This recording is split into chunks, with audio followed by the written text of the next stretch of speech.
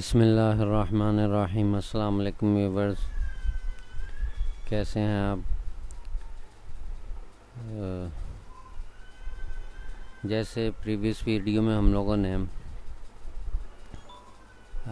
Outline के tool किए और उसके बाद मोटिव रन की मैंने आपको एक अलग से वीडियो बना के दी कि आप उसमें अपना मोटिव कैसे क्रिएट कर सकते हैं।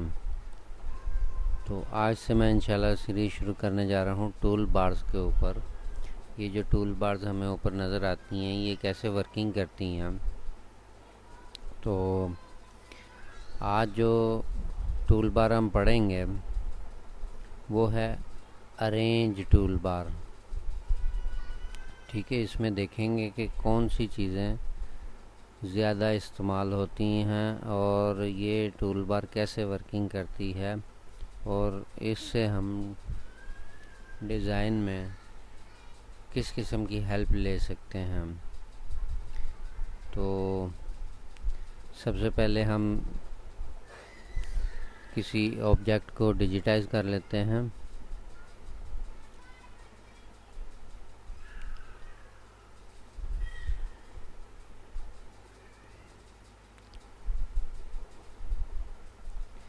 तो देखिए मैंने ये एक ऑब्जेक्ट बना लिया और अब मैं इसकी डुप्लिकेट कर लेता हूँ।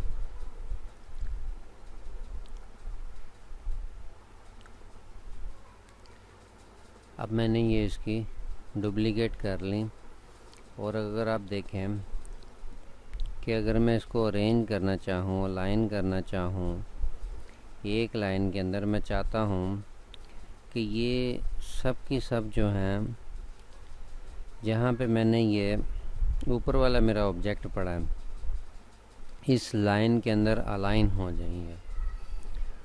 तो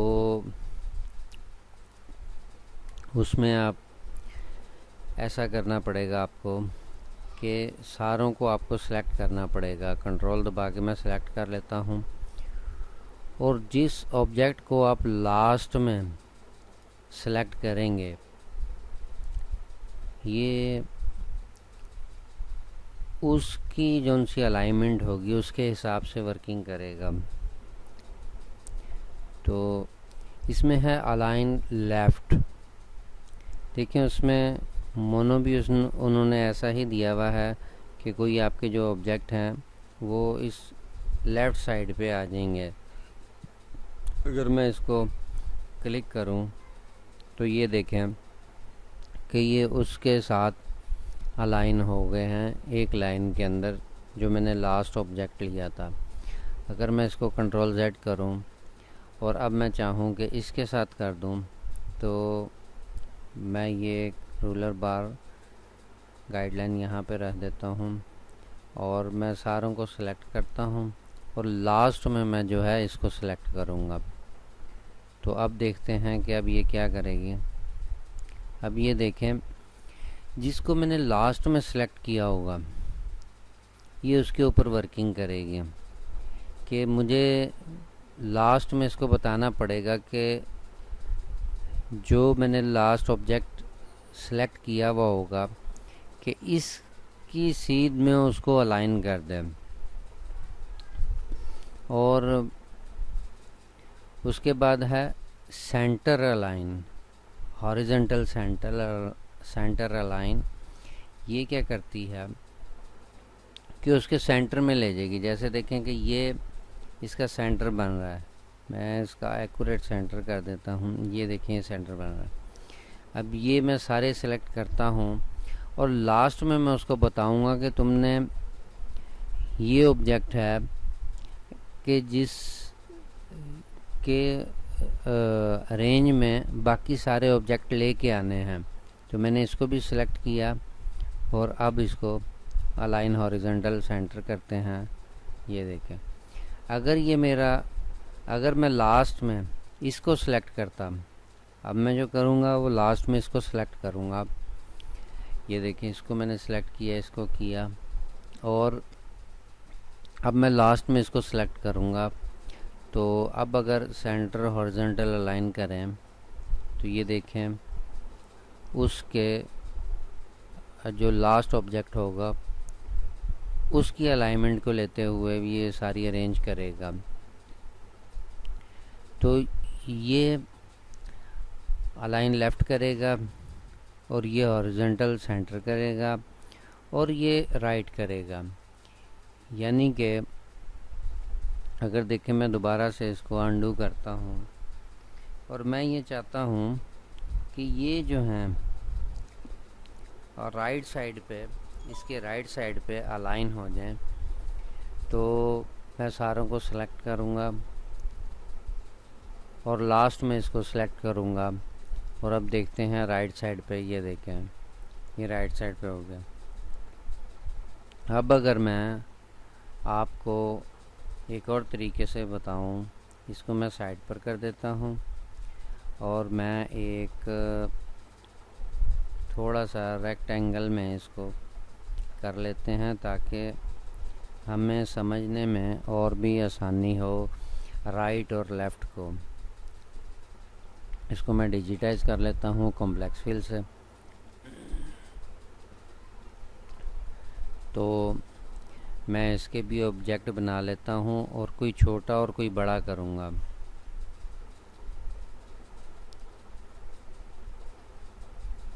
इसको थोड़ा बड़ा कर लेते हैं और इनको ऐसे हम आगे पीछे रह देते हैं। अब देखें कि मैं जो चाहता हूँ कि ये मेरा जो ये ऑब्जेक्ट है, यहाँ से इसको लेफ़्ट ले, इसको लेफ़्ट साइड कंसीडर करे, लेफ़्ट वॉल जो है इसको ले इस ऑब्जेक्ट की जी। तो देखें, मैं लास्ट में इसको सेलेक्ट करूँगा। सबसे पहले मैं इसको लेता हूँ, इसको और लास्ट में मैं इसको सेलेक्ट करता हूँ। अब मैं लेफ़्ट लाइन अगर करूँगा इसको, तो ये देखें इसने ये माना कि जो इसकी लेफ़्ट साइड यहाँ जहाँ पे ख़त्म हो रही है वो एक वॉल कंसीडर करेगा उसको और उसकी अरेंज में सारे के सारे ऑब्जेक्ट कर देगा। अब अगर मैं इसको अनडू करूँ और दोबारा से इसकी अगर राइट साइड पे करना चाहूँ, ये देखिए मैं एक यहाँ पे गाइडलाइन लगा लेता हूँ और मैं सबको सेलेक्ट करता हूँ और मैं ये चाहता हूँ कि जो इसकी राइट साइड है, इसकी राइट साइड में सारे अलाइन हो जाएं। लास्ट में मैं इसको सेलेक्ट करूँगा और मैं इसको राइट साइड पे करूँगा, तो ये देखें राइट साइड पे हो गए। अब इसमें सेंटर अलाइन कैसे होगा? अब देखें, अगर मैं इसको सेलेक्ट करूं और मैं यहाँ पे एक गाइडलाइन लगा लेता हूँ इसके सेंटर के अंदर और मैं चाहता हूँ जो इसका सेंटर है बाकी सारे ऑब्जेक्ट इसके सेंटर के अंदर आ जाएं, उनका भी सेंटर इसके सेंटर के अंदर आ जाए। तो अब मैं सारों को सिलेक्ट करूँगा और लास्ट में इसको सिलेक्ट करूँगा और इसको क्लिक करते हैं। तो ये देखें, आप जिसको भी चेक करेंगे उसका सेंटर इसके अलाइन में हो जाएगा जिसको हम लोगों ने लास्ट में सिलेक्ट किया हुआ होगा। तो ये थी हमारी राइट साइड की अलाइनमेंट और लेफ़्ट साइड की अलाइनमेंट। अब एक और ऑब्जेक्ट में इसी को ही कॉपी कर लेता हूँ इधर और इसको मैं इस साइड से ऐसे कर लेते हैं। अब अगला जो है इसमें है अलाइन टॉप, कि आपका जो सा ऑब्जेक्ट का टॉप है आपने उसको अलाइन करना चाहते हैं। मिसाल के तौर पर मैं ये चाहता हूँ कि ये जो मेरा ऑब्जेक्ट है, ये वाला ऑब्जेक्ट, इसका जो टॉप है ये सारे के सारे उसके टॉप अलाइन हो जाएं। तो मैं क्या करूँगा, मैं सारों को सेलेक्ट करूँगा और लास्ट में उसको सेलेक्ट करूँगा जिसके टॉप में मैं सारे अलाइन करना चाहता हूँ। तो ये देखें उसके टॉप में हो गए। और सेंटर अलाइन इसमें जो है सेंटर वर्टिकल अलाइन जो है वो भी इसी तरीके से वर्किंग करेगा। अगर मैं इन्हीं की कॉपी कर लूँ और इसको हम थोड़ा सा यूँ कर लेते हैं। अब देखिए मैं ये चाहता हूँ कि ये जो इसकी टॉप है यही दोबारा से हम रिपीट करते हैं नीचे वाला, ताकि समझने में थोड़ी सी आसानी हो जाए। कि मैं ये चाहता हूँ जो इसका टॉप है ये सारे उसके टॉप के अंडर अलाइन हो जाए। तो मैं सारों को सिलेक्ट करूँगा और लास्ट में इसको सिलेक्ट करूँगा और उसको टॉप अलाइन करूँगा। और इसी तरीके से मैं ये चाहता हूँ कि जो इसका सेंटर है, ये जो इसका सेंटर है, इन बाकी ऑब्जेक्ट का भी सेंटर इस लाइन के ऊपर आ जाए। जो मैंने रूलर बार का गाइडर लगाया है, इस लाइन के जो है सेंटर में आ जाएं बाकी ऑब्जेक्ट भी। अगर अभी देखें ये तकरीबन सेंटर में है और ये भी सेंटर में है और ये भी सेंटर में। इसको हम लोग थोड़ा सा आगे पीछे कर लेते हैं। तो अब ये देखें कि मैं सबसे पहले हमें इसका सेंटर चाहिए, तो मैं इसको सबसे लास्ट में सेलेक्ट करूँगा और उसके बाद सेंटर अलाइन जो है वर्टिकली करेंगे। तो ये देखें, अब आप किसी भी ऑब्जेक्ट को सिलेक्ट करके देखेंगे तो ये सेंटर लाइन हो चुका होगा इसके, क्योंकि इसको हम लोगों ने लास्ट में सेलेक्ट किया था। और इसी तरीके से इसका बॉटम है, बॉटम अलाइन है। अब देखिए मैं ये चाहता हूँ कि जो इसका बॉटम है, मैं गाइडर को नीचे ले आता हूँ और अब ये देखते हैं कि इसका जो बॉटम है, हमारे सारे ऑब्जेक्ट इसके बॉटम में, इस बॉटम लाइन के ऊपर आ जाएं, जो हमारा ये वाला ऑब्जेक्ट है जिसको मैंने सिलेक्शन में लिया हुआ है। तो जैसे मैंने आपको पहले भी बताया कि जिस ऑब्जेक्ट, जहाँ पे आपका ऑब्जेक्ट पड़ा हुआ होगा, जिसके ऑब्जेक्ट के सेंटर में या बॉटम में, टॉप में आप अलाइन करना चाह रहे होंगे या टॉप में करना चाह रहे होंगे, उसको आपने लास्ट में सेलेक्ट करना है। तो देखें इसको मैं लास्ट में सेलेक्ट करता हूँ और इसको मैं अलाइन बॉटम कर देता हूँ। तो ये देखें अलाइन बॉटम हो गए। अब थोड़ा सा देखते हैं स्पेस एनुअली अक्रॉस और स्पेस एनुअली डाउन। तो अब देखते हैं स्पेस एनुअली क्रॉस और स्पेस एनुअली डाउन ये कैसे वर्किंग करते हैं। तो मैं इस ऑब्जेक्ट को यहाँ पे कॉपी कर लेता हूँ और इसको हम लोग इस तरीके से जो है कॉपी कर लेते हैं। अब देखें इनके सारों के सेंटर तो अलग-अलग हैं। अगर मैं सेंटर आपको चेक करवाऊँ तो देखें सारों के सेंटर अलग हैं। अब ये क्या करेगा, अगर मैं सारों को सिलेक्ट कर लूँ, ये मैंने सारों को सिलेक्ट कर लिया, और ये क्या करेगा कि अब ये देखें कि मैं इनके टॉप और बॉटम में गाइडर लगा देता हूँ कि हमें पता चले कि क्या हुआ है।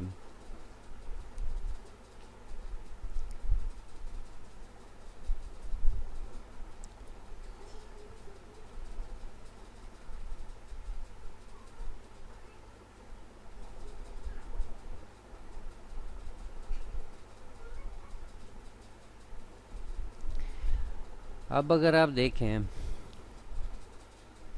कि यहाँ पे स्पेस कुछ है, इसके और इसके दरमियान में स्पेस बहुत कम है, इसके और इसके दरमियान में स्पेस थोड़ी ज़्यादा है, और यहाँ पे इसके और इसके दरमियान जो स्पेस है तकरीबन इसके बराबर है, ये इससे थोड़ी सी ज़्यादा है। अब मैं ये चाहता हूँ कि ये जो है इनकी स्पेस जो आ रही है ये टोटली एक्यूरेट हो जाए, यानी कि इसमें जो स्पेस जहाँ पे मैंने ये गाइडर लगाए हैं ये स्पेस बराबर हो जाए सारों की। तो मैं क्या करूँगा कि मैं सारों को सिलेक्शन में लूँगा। सिलेक्शन में लेने के बाद स्पेस एवेलेबल डाउन करूँगा। इसको डाउन करने से क्या होगा, जैसे ही इस पर क्लिक करूँगा तो ये जो है इसकी स्पेस, इन ऑब्जेक्ट के दरमियान की जो स्पेस होगी, अगर अब हम चेक करें और मैं गाइडर दोबारा से लगाता हूँ तो देखेंगे, आप मेजर भी करके देख सकते हैं।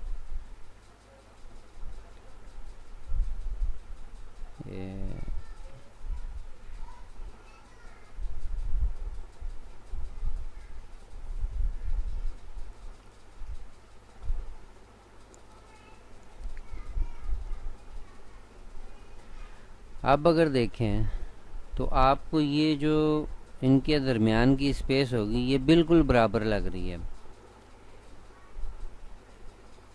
तो ये इस तरीके से वर्किंग करता है। अगर आप ये चाहते हैं कि इसको मैं इससे अगली जो इसकी वो है, हम लोग वो यूज़ करके देखते हैं कि वो कैसे काम करती है। जैसे देखें कि ये स्पेस एवेलेबल डाउन करता है, इसी तरह ये क्रॉस करता है। अगर मैं इनको सारों को सिलेक्ट करूं और ये क्रॉस करूं तो अब ये देखें कि जो इसके दरमियान में फासला आ रहा था वो तकरीबन सारों का बराबर होगा। तकरीबन नहीं, ये 100% बराबर होगा, क्योंकि वो जो है हम लोगों ने सॉफ्टवेयर ने जो है उसको कैलकुलेट करके वो क्या करता है कि पूरी स्पेस कैलकुलेट करता है और उसके बाद उनके सेंटर लेता है और उनको फिर उस तरीके से वहाँ पे रख देता है। और दूसरा कि अगर देखें, जैसे मैंने आपको पहले भी बताया था, जब हमारा जो है पिक्चर का, जिसमें मैंने पिक्चर से रिलेटेड इमेज कैसे लेके आनी है और कैसे उसको लॉक कर सकते हैं, अनलॉक कर सकते हैं, तो वो चीज़ भी जो है लॉक अनलॉक इसी टूल बार के अंदर है।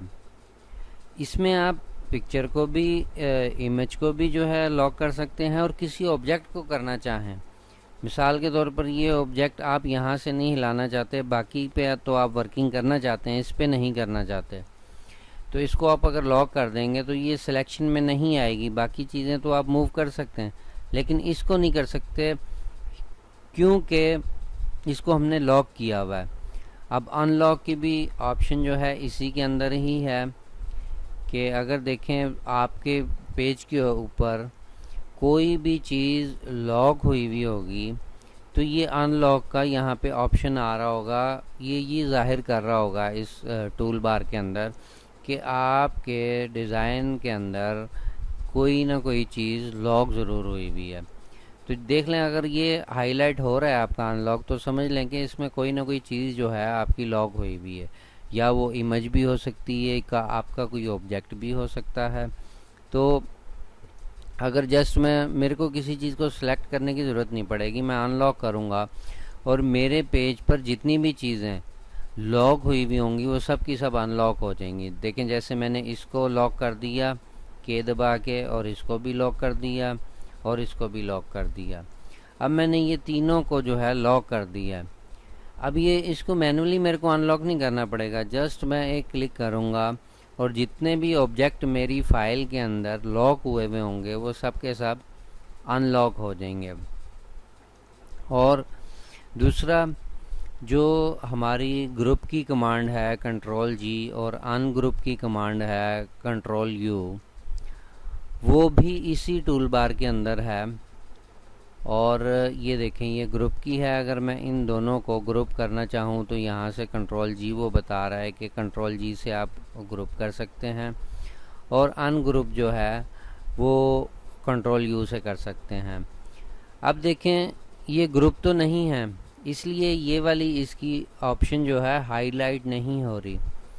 तो जैसे ही मैं इसको ग्रुप करूँगा तो अब मैंने अगर इसको सिलेक्ट किया तो ये अनग्रुप की ऑप्शन जो है हाईलाइट कर रहा है। अगर मैं इस ग्रुप के साथ कुछ और ऑब्जेक्ट भी ग्रुप करना चाहूँ तो देखें हमारी ये दोनों जो सी ऑप्शंस हैं ये ऑन हो जाएंगी।